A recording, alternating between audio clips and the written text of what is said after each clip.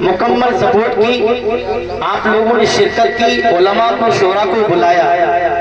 میں ان تمامی حضرات کا تہہ دل سے خیر مقدم کرتا ہوں، ہے نا، ان کو مبارکباد پیش کرتا ہوں، کیونکہ اللہ کے ولی کی محبت میں یہاں پر بیٹھ کر آپ اس نیت کے ساتھ اپنے وقت کو قربان کیجئے کہ آخر آج ہاں جو عرس کی محفل میں بیٹھے ہیں، عرس کی محفل میں بیٹھے ہیں، جس ولی کا چرچا یہاں پر ہو رہا ہے، آخر انہوں نے کیسے کیسے دنیا میں کام کیے، اللہ نے اس منزل پر پہنچا دیا۔ سمجھ رہے بات کو؟ 4 سے 5 سال ہو گیا آپ تمامی حضرات کو عرس کرتے ہوئے، عرس مناتے ہوئے، میری آپ سے گزارش ہے، ایک میسج ہے، آپ عرس کے پروگرام کو خوب سجائیے، جلسہ بہتر سے بہتر انداز میں اس کا انتظام کیجئے، علماء کو بلائیے، شورا کو بلائیے، بہت اچھی بات ہے، اللہ کا فضل ہے، مجھے معلوم ہے سرزمین بسگرن میں اللہ نے بہت بہت اچھے دولت مند کو پیدا فرمایا ہے، ایسا ہے نہیں، آپ کی بستی میں ایک مدرسہ آپ اپنے ماتھے کی نگاہوں سے دیکھتے ہوں گے، دیکھتے ہیں نا، رات و دن دیکھتے ہیں، نہر کی طرف گزرتے ہیں، کچھ لوگ 2-4 بار بھی دیکھتے ہیں، ورنہ سبھی کو معلوم ہے۔ کیا آپ اتنے ذمہ داران حضرات نے کبھی اس مدرسے کے بارے میں فکر کی؟ بتائیے تھوڑا، اپنا شوق پورا کرنے کے لیے اس جلسے کے علاوہ اپنے وقت کو ضائع کرنے کے لیے آپ لوگ یہاں پر آتے ہیں، یہ جلسے میں آنا، اس کو سجانا، شرکت کرنا اور یہاں پر آنا، یہ آپ کے مقدر کی معراج ہے، کیونکہ قرآن سے ثابت ہے، سلام ہو ان لوگوں پر جن کو اللہ نے چن لیا۔ مطلب کیا ہے؟ جب رب چنتا ہے تو 2-4 سال کے لیے نہیں بلکہ ہمیشہ کے لیے، اور آپ چنتے ہیں تو فرق یہ ہے کہ چند سال کے لیے۔ اللہ جسے چن لیتا ہے، جو اللہ کی بارگاہ میں مقبول ہو جاتا ہے، وہ دنیا میں بھی کامیاب ہوتا ہے، آخرت میں بھی کامیاب ہوتا ہے۔ بے شک، سبحان اللہ۔ سمجھ رہے میری بات کو؟ آپ چنتے ہیں، کوئی بستی کا ممبر بنتا ہے، کوئی پردھان بنتا ہے، کوئی کچھ بنتا ہے، کسی کو کسی علاقے میں بٹھایا جاتا ہے، کسی کو کسی علاقے میں بٹھایا جاتا ہے، لیکن جب رب چنتا ہے تو کسی کو غوث اعظم بنایا جاتا ہے، کسی کو غریب نواز بنایا جاتا ہے۔ جب اللہ نے چنا تو کسی کو کلیئر کا بادشاہ بنا دیا، جب رب نے چنا تو کسی کو بریلی کا قلندر بنا دیا، جب میرے رب نے چنا تو کسی کو اجمیر کا راجہ بنا دیا، اور ہم چنتے ہیں تو چند سال کے لیے۔ ہم سوچیں جس ولی کی محبت میں ہم یہاں بیٹھے ہیں، آخر انہوں نے کیسے کیسے کام کیے، رب کو راضی کیا، اس منزل پر پہنچے۔ آج ہم بھی ڈرتے ہیں، آپ بھی ڈرتے ہیں، ادب کرتے ہیں، ان کے دربار میں جاتے ہیں، دنیا ادب کرتی ہے، کیونکہ یہ اللہ کا خوف ان کے دل میں تھا، آج پوری کائنات ان سے ڈرتی ہے۔ وجہ کیا ہے؟ تو میرا جو میسج آپ تک پہنچانا ہے، گزارش ہے میری آپ لوگوں سے، آپ تھوڑا مدرسے کے بارے میں فکر کیجئے، کتنا پیسے اکٹھا کرتے ہیں آپ لوگ، ماشاءاللہ اچھے دولت مند ہیں، واقعی اگر دولت کو خرچ کرنا چاہتے ہو، پیسے کو کامیاب بنانا چاہتے ہو،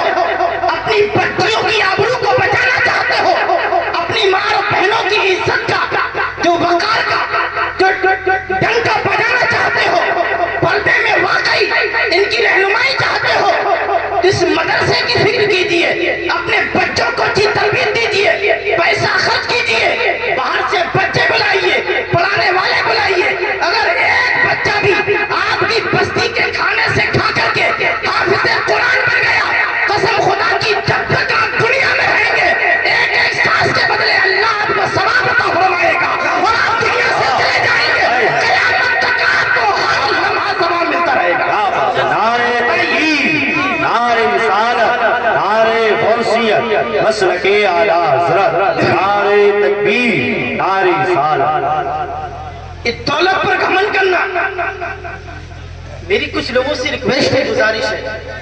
اللہ ماشاءاللہ میں سب کی بات نہیں کر رہا ہوں، کچھ لوگوں کو اتنا گھمنڈ ہوتا ہے نا، دولت مند تو دنیا میں بڑے بڑے سورما آئے تھے،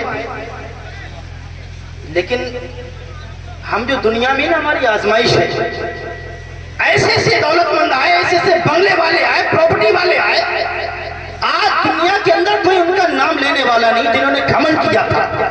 جب وہ زمین پر چلتے تھے تو اگر کر کے چلتے تھے، اللہ کی قسم خاندان مٹ گیا، ان کی حکومت مٹ گئی، ساری لمبرداری ختم، نیتا گردی ختم، حکومت ختم، بادشاہ ختم، ابو جہل آیا مٹ گیا، عتبہ آیا مٹ گیا، شیبہ آیا مٹ گیا، فرعون آیا مٹ گیا، نمرود آیا مٹ گیا، قارون آیا مٹ گیا۔ جو سر اٹھا کے جیتے تھے، گھمنڈ میں جیتے تھے، اللہ نے مٹا دیا، کوئی نام لینے والا نہیں ہے۔ اور جو سب کچھ رکھنے کے بعد بھی سر جھکا کے جیے تھے، وہ غوث اعظم دیکھیں کتنے سال ہو گئے ہیں وصال کیے ہوئے، اللہ کی قسم آج بھی زندہ ہے، ہماری یادوں میں زندہ ہے، ہماری دھڑکنوں میں زندہ ہے۔ وہ غریب نواز آج بھی زندہ ہے، وہ کلیئر کا بادشاہ آج بھی زندہ ہے، وہ بریلی کا قلندر آج بھی زندہ ہے، وہ پیلی بھیت کے شادی میاں آج بھی زندہ ہے، وہ مسعود رنگ کی سرزمین پر دادا میاں آج بھی زندہ ہے۔ وجہ کیا ہے؟ انہوں نے ایسے کام کیے تھے، رب کا عدل ہو گیا، اس کا فیصلہ ہو گیا،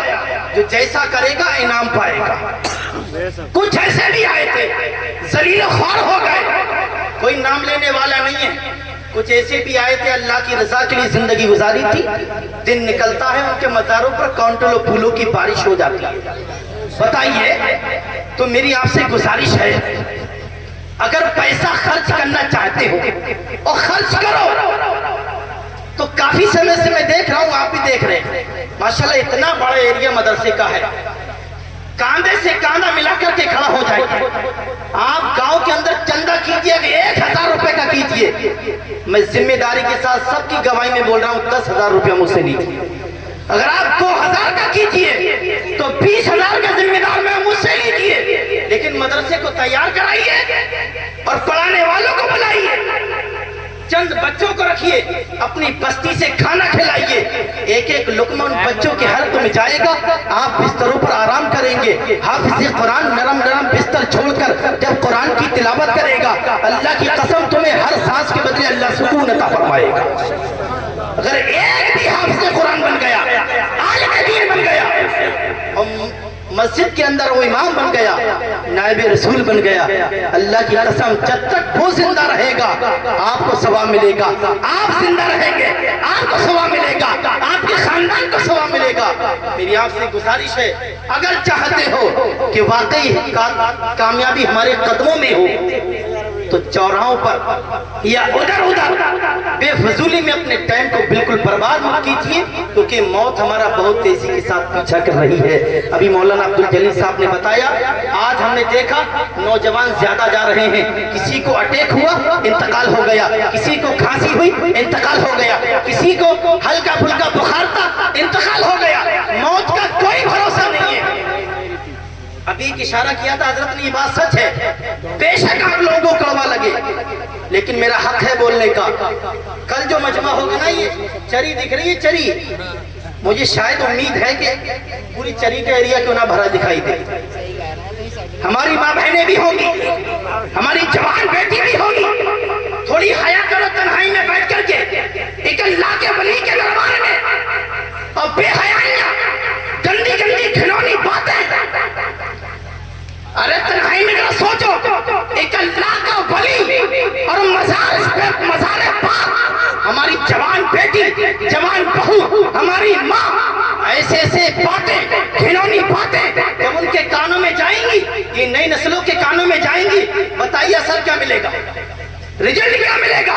آپ ٹھٹا بازی کرتے ہیں، بھول اللہ کرتے ہیں، گلیوں میں تفریح کرتے ہیں، مقابلے کراتے ہیں، یہ بے فضولی ہے، یہ پیسہ برباد کرنا ہے۔ اگر چاہتے ہو کہ دادا میاں تم سے راضی ہو جائیں، اللہ کی قسم جلسہ سن کر کے جانا، نیت کرنا کہ دنیا کی دولت ملے نہ ملے، پروردگار عالم فجر میں ہماری آنکھ کھل جائے، فجر کی نماز وقت پر ادا کر لے، زور وقت پر ادا کر لے، پانچوں وقت کی نماز محبت سے ادا کر لیجئے، ساری کامیابی اللہ تمہارے قدموں میں ڈال دے گا، اور سارے عذاب تمہارے اوپر سے ہٹا دیے جائیں گے۔ بے شک سبحان آج شکایتیں ہیں، امام صاحب مصیبت آ گئی کہ لونڈیا کو چکر ہو گیا، لونڈیا کو بھوت لگ گیا، کہ میاں صاحب علاج کر دیجئے. اگر بے حیائی عام ہوتی نہیں تو تم پورے میاں کو اپنے گلے میں لٹکا لینا, پورے میاں کو اپنے گلے میں لٹکا لینا. اگر کوئی فرق مل جائے, سب سے بڑا علاج, سب سے بڑا عمل, سب سے بڑا وظیفہ اگر ہے تو 5 وقت کی نماز ہے. یہ بات کو اپنے ذہن میں بٹھا لو, چاہے بوڑھا ہو, چاہے جوان ہو, چاہے بہن ہو, چاہے ماں ہو, چاہے جوان بچی ہو, یاد رکھو اگر سب سے بڑا ہتھیار, سب سے بڑا وظیفہ, سب سے بڑا عمل ہے تو کامیابی کا ہے نا,